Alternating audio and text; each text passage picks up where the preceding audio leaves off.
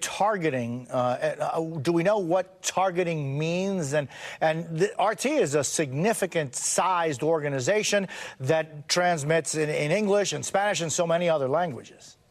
Yeah, it is, Jose. And targeting in the Justice Department parlance tends to mean criminal charges and indictment. We don't know exactly the nature of what actions the Justice Department, the FBI are bringing today, whether we're talking about individuals, whether we're talking about the organization as a whole. But clearly, RT has been on notice for some time that the U.S. views it as essentially an illicit propaganda organization, requiring it to register. There are some balancing acts that have to be taken here because, we have a First Amendment in this country, and even foreign entities have the right to, to speak in the United States and to engage in discourse. What they can't do is be a mask for a foreign government-funded disinformation operation. And if that's what the U.S. is saying that RT is doing, they have the ability to take various actions, Treasury sanctions, possibly criminal charges. That's what we expect today.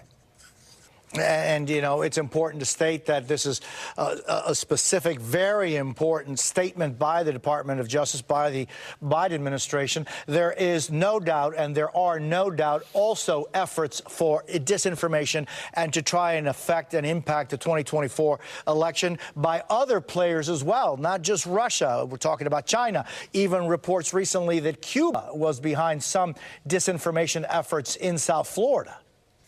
That's right, Jose. And of course, Iran has been accused of hacking or attempting to hack into the into both campaigns, really, to obtain documents to try to replicate what the Russians did in 2016 with that hack and leak and dump operation. We haven't seen that yet. In 2016, arguably that really influenced the election. We haven't seen anything that consequential. What's also very interesting, Jose, is disinformation, of course, is not confined to foreign entities. Americans engage in disinformation all the time, but the FBI and the Justice Department are very, very reluctant to call that out, given the First Amendment considerations. Free speech includes the right to lie. Americans do that all the time in our political discourse. What they can't do, though, is be a front for a foreign disinformation operation. That's when laws are violated, and that's when the DOJ steps in and takes enforcement action, Jose. Ken Delanian, thank you so very much. Keep us informed of anything that occurs on this breaking news story. Turning now to the intensifying race for the White House. Today, both candidates and their running mates are making stops all across the country. As new polling shows, former President Trump and Vice President Harris essentially are locked in a dead heat. New numbers show Vice President Harris with a slight edge over former President Trump in 4 of 6 key states that were surveyed, all within the margin of error. Joining us now, NBC News Washington correspondent Yamiche Alcindor in New Hampshire, NBC News senior national politics reporter John Allen, Simone Sanders-Townsend, former chief spokesperson for Vice President Harris. She is also the co-host of The Weekend right here on MSNBC, and Matthew Dowd, chief strategist for the Bush-Cheney 2004 campaign. He is a senior MSNBC political analyst. So Yamiche, Vice President Harris, set to leave for New Hampshire in the next hour. What can we expect from her today? Well, it's a key question because Vice President Harris is coming to the state that has voted for the Democratic candidate for president for the last 2 elections, of course, that being 2016 and 2020. That being said, Democrats do have other races that they have their eye on in the state, including the governor's office that is currently being held by a Republican. They're also hoping to win down ballot in congressional seats, retaining those seats as well as state legislature seats. So there is a reason for her to be coming to this state. That being said, she's also going to be rolling out a big new economic proposal, specifically on small businesses, and I want to walk people through what that looks like. It's going to be really proposing a 10-fold expansion of the tax credit for starting a small business. That's going to go from $5,000 to $50,000 under her plan. That's needed, they said, because the average cost of starting a business is $40,000. They also want to simplify the tax filing. They want to ease local regulations. And Harris is setting a goal of 25 million new applications from small businesses, people wanting to start those small businesses as part of this proposal. So a big rollout that she's doing today. She's going to talk a lot about middle-class economy, a lot about creating what she's been calling an opportunity economy, and really, I think, leaning in on that messaging that she wants to be a president for all Americans, and especially for middle-class Americans, to have them access the economic opportunity that they need to make sure that they're not struggling to survive here. Jose? Yamiche Alcindor, thank you very much for being with us this morning. John, meanwhile, Donald Trump is holding a town hall later today in Pennsylvania, a critical state for both campaigns. What does it say that he's doing this in Pennsylvania today? Yeah, it says that it's not just one of the most important states, but if Donald Trump were to win Pennsylvania, it is hard to see how Kamala Harris would win the presidency. So that they are going to fight tooth and nail there. When you talk to Trump's top advisors, they speak frequently about Pennsylvania as one of their keys to winning. So I think he's going to be there as much as he can. It's also a reminder, obviously, that he was, almost assassinated in that state. This is Donald Trump, really focusing like he did in 2016 on a handful of states that he thinks can win him the presidency. And there's a real asymmetry between the Democrats and the Republicans on this. The Democrats will talk about their various paths to 270 electoral votes. When we talk to Republicans, it's very much focused on what they think is the most likely path. Yeah, Matthew, just the importance of Pennsylvania for both, but also what are the main issues that both of these candidates have to focus on in Pennsylvania, and what are some of the difficulties that each one has on Pennsylvania? Well, the dominant issue continues to be the economy, and followed not that far by the sort of preservation of freedoms and democracies in this. And so my guess is that Vice President Harris will constantly talk about both of those things, freedoms and democracy and our economy, in the course of this. I think Pennsylvania is one of those states, and I agree with what was just said. It's going to be one of those states that's basically going to determine this election. Whoever wins Pennsylvania is going to be pretty much in line for that. This is an election, and people constantly say, why hasn't somebody broke out, or why hasn't there been a bigger lead in the course of this? Every election since 2000, Jose, the average margin of victory has been around 3 percentage points. That's the average margin of victory in the last 6 presidential elections. So this election was always going to be close. It was never going to go beyond 3 or 4. Donald Trump took a 3 or 4 point lead when he was running against Joe Biden. Vice President Harris has now taken a 3 or 4 point lead, and that's where this race trades in. So it was always going to be close. And Simone, I want to get back to this breaking news that we just gave a second ago. The Biden administration is taking action against Russian propaganda. What do you make of that?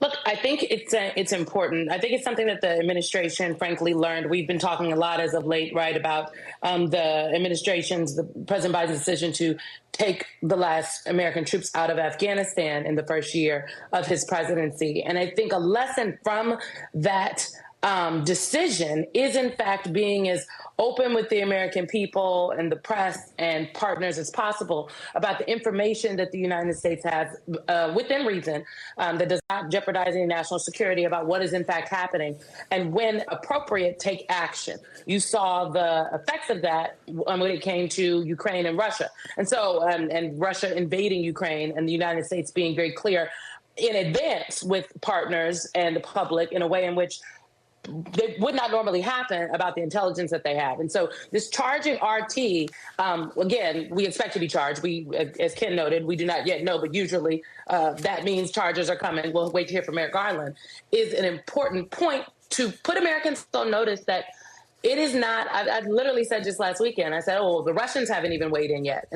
And we say it jokingly sometimes, but it is absolutely true that there are foreign actors, Russia, China, other countries included, as you noted, Cuba, who are seeking to disrupt this election in ways large and small. And it will not look like what we are used to. It's important that people are aware and paying attention so they can identify misinformation and disinformation at every single turn.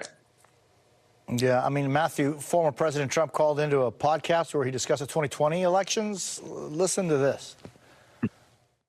I became president. Then the second time, I got millions more votes than I got the first time. So I was told if I got 63 million, which is what I got the first time, you would win. You can't not win.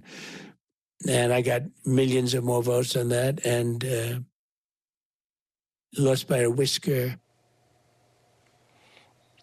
So, Matthew, is it now whisker talk? Or loser talk? I mean, he has not. I guess this is like an admission finally that he lost the election. I think that clip is so poignant in that, one, he basically now admits what everyone wants to know, that he lost. But he talks about like winning millions of votes as if winning them in one election is somehow rolls over into another election, that's all you need is the same amount of votes. When the American population grows, more people get engaged, more people, get active and register and vote in this election. So I find it fascinating that he thinks that. And the other thing I would like to remind folks of when they hear that clip is Donald Trump has never won the popular vote. He lost it in 2016, even with his quote unquote 63 million votes. And then he lost it again in 2020. So it's fascinating that he finally admits that he lost, but it certainly shows a complete lack of understanding of how elections work. And Simone, as our colleague Chuck Todd points out, the two candidates are a sitting vice president and a recent former president. Quote, the candidate who loses will likely be the one that a majority of swing voters view as more incumbent-like in their minds. And the debate next week will go a long way in establishing that. How do you think each side has to grapple with this issue? Look, I think this incumbent talk is an interesting one, right? And I would just note that the nature of the vice presidency is that, yes, your name is on the door, but it's number 2 on the door. And so I think that it is, for voters, they do not view Kamala Harris as an incumbent. And frankly, they don't view Donald Trump as an incumbent. They say, we know what Donald Trump did the last time he was president. Okay, but what would he do next? And we don't know what Kamala Harris would do as president. We have seen what she has done as vice president, but that is Joe Biden's presidency, of which she is a part of. What would her presidency look like? So I actually think that for voters, the split screen, and we talk a lot about the split screen, is going to be very important because the vice president, which she's been doing throughout this last month, I would argue, on the campaign trail, in very stark, clear ways, is going to have to lay out what her vision is for what would be a Kamala Harris presidency, a Harris-Walz administration. And a little bit, she's going to make distinctions between herself and President Biden, but I don't think you're going to see her draw very stark contrast to the point where it seems as though what she's saying about the president's presidency is negative, if you will. It is more so what is her positive vision, and also contrasting that with what Donald Trump would do. So I think she's going to talk a lot about herself and then say, and Donald Trump, da-da-da-da-da. And that will give Donald Trump an opportunity again to either, say whatever it is that he is going to say about the vice president. And we're going to see how that goes. But I would expect some specifics to come out of this debate. But Donald Trump doesn't want to talk about policy, and I think it's we just have to be honest to note that his campaign and all of his campaigns, his candidacies have never been policy heavy, policy specific. Yet that is what the people want. So, what is Donald Trump going to offer up? That's really interesting, John. I'm just wondering because the issue of policy heavy, policy specific is something that, whereas, and Simone, I totally agree with you, Trump's, I guess, political forte is not policy specifics. But also, John, the fact that the vice president, if she is going to distinguish herself, also has to be more policy specific. How does each side handle that?